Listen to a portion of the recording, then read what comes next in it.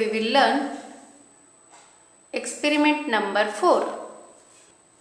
Velocity of a pulse propagated through a slinky. Aim: to determine the velocity of a pulse propagated through a slinky. Material required: a slinky, meter scale, fixed hook. Now we will see its diagram. This is a diagram. Theory: a slinky is a long helical spring made up of steel. It is flexible and has appreciable elasticity. In case of longitudinal waves, the particles of the medium vibrate to and fro periodically along the direction of propagation of the wave.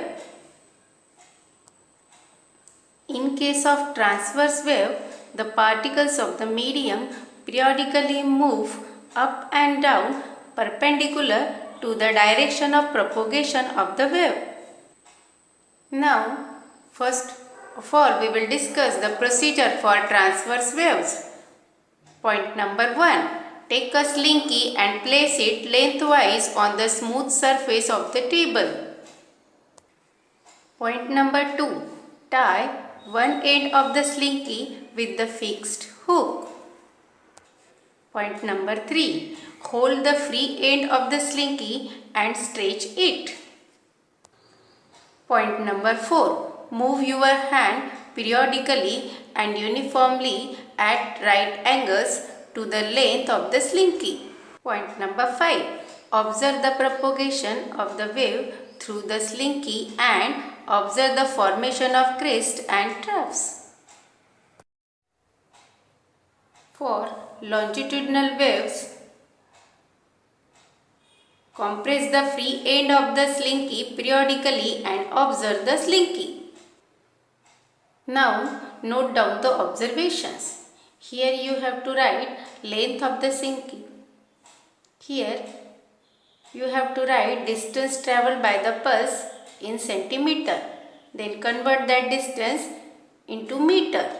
That distance you have to write here.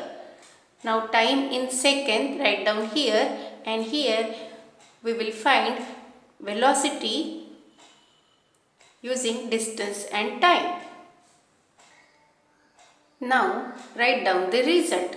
The velocity of a pulse or wave propagated through a stretched slinky is equals to, here write down the value, meter per second. Write down the same result below the observation table. Precautions: the slinky should have appropriate length, elasticity and flexibility. One end of the slinky should be fixed properly. The top of the table should be smooth.